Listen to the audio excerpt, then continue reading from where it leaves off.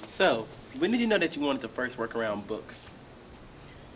Well, for me, it wasn't really about working around the books. I'm more technology oriented, and I like books. I love the books, but for me, it's really mostly about technology. I think I realized that when I was really little, just a long time ago. My mom used to let me sit in her lap Sunday mornings after we finished breakfast and we'd gone to church, and she would read the comics. And then later, before I went to bed, my mom or my dad, either one, would read stories to me. And so I've always loved books and loved to be around them.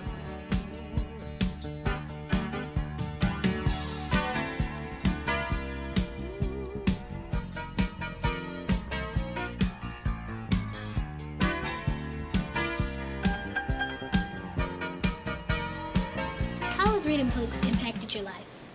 It's introduced me to a lot of great stories and great characters, authors that I've come to love that I might not have read before, but I'll get a book that I like and I'll read the entire series that a particular author's written.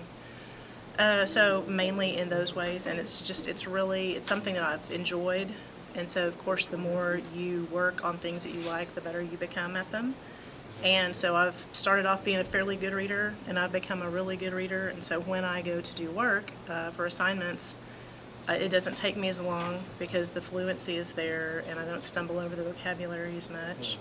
So that's been a really profitable way for me to be a librarian, is that I'm able to read through new books and things pretty quickly. Sometimes you want to go where everybody knows your name, and they're always glad you came. You want to be where you can see our troubles are all the same. You want to be where everybody knows your name. How have you encouraged students that would rather not utilize the library?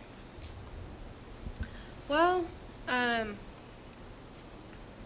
we really have a lot to offer students, and once they realize what we have, they come back.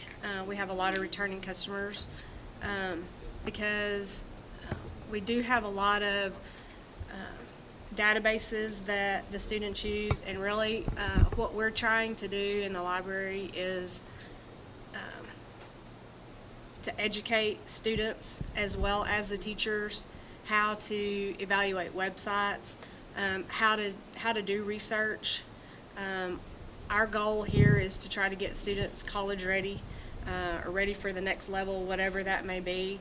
And a lot of people, a lot of students, a lot of even adults just think that going to the internet and doing a Google search or going to Wikipedia and searching, that's okay for personal information or just general knowledge, but for academic research, students really need to be utilizing databases because the information there we know is accurate.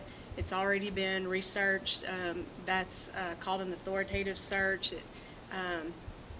Whereas if you just go to Wikipedia or the internet in general, it could be inaccurate information. And for research, for academic research, that's not what we want to teach. Can you use 3 adjectives to describe your profession? One would be misunderstood, because I think a lot of people still think that when you walk into the library, somebody's going to be shushing you, and it's going to be a place that's really silent, and you just have a bunch of dusty books, and all we do is check books in and out. And that is one of the very least things that we get to during the day. So our jobs have changed so much that we do a lot of other tasks. We really work mostly with teachers and with students. We're really more classroom and teaching focused than just ordering the books and taking care of checking things in and out. So the first one to me is misunderstood, because I think people just don't realize what we do. The second one would be malleable, because in any profession, if you're going to do it well, you have to be willing to kind of change and adapt into whatever the new requirements are. So just like you or any person at home, when you buy, let's say you bought a video when you were little. Well, when you were little, your mom and dad probably bought VHS tapes. Now, in order to keep it, it has to be on a DVD. Pretty soon, it's going to have to be on a Blu-ray or a 3D DVD. So as you have to keep kind of migrating your entertainment formats, we have to keep migrating what we do as professionals. We don't just check out books anymore. We do continue to develop our collection, but we also have to keep on top of things like iPads and iPods and digital resources, and whether or not we can download those books or how we're going to use those. So that's the second thing to me, is really being able to kind of keep on top of your profession and adapt to it so you can really help your patrons. And then probably the third one would be, it's very multifaceted. We don't just work with the books, which sounds repetitive, but we deal with books, we deal with patrons, we work with parents, we especially work with teachers and our administrators. We look for new ways that will help not only maintain our circulation, but also help our students to get the most out of it for their educations. Yes. Can you describe your daily tasks and assignments?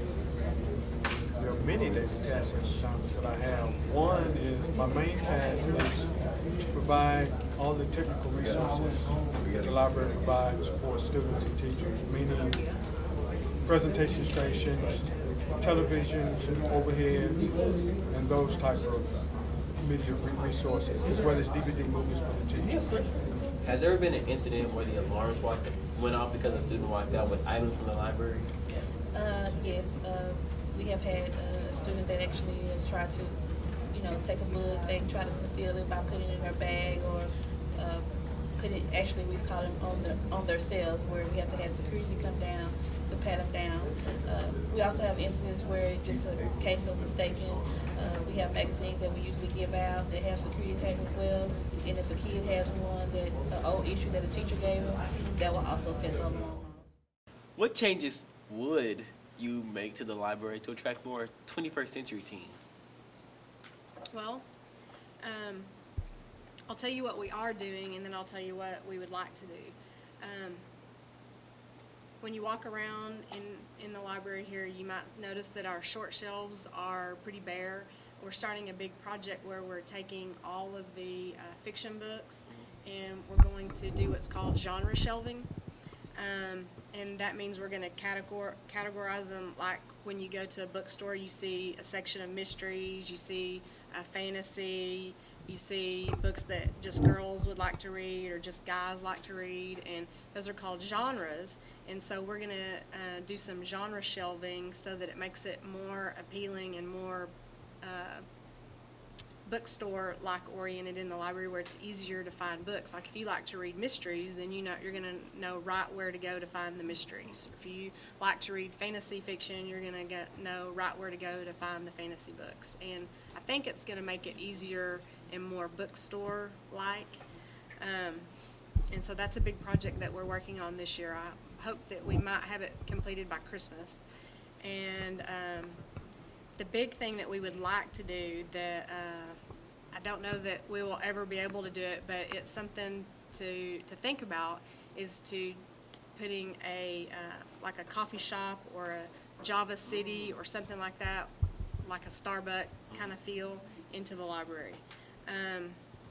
We would have to, of course there's funds involved in doing that, but I think it would really draw a lot of students. Again, it's more of a bookstore type feel, a coffee shop kind of feel, where it's a more relaxed atmosphere and would just bring more people into the library. So that's what we would like to do.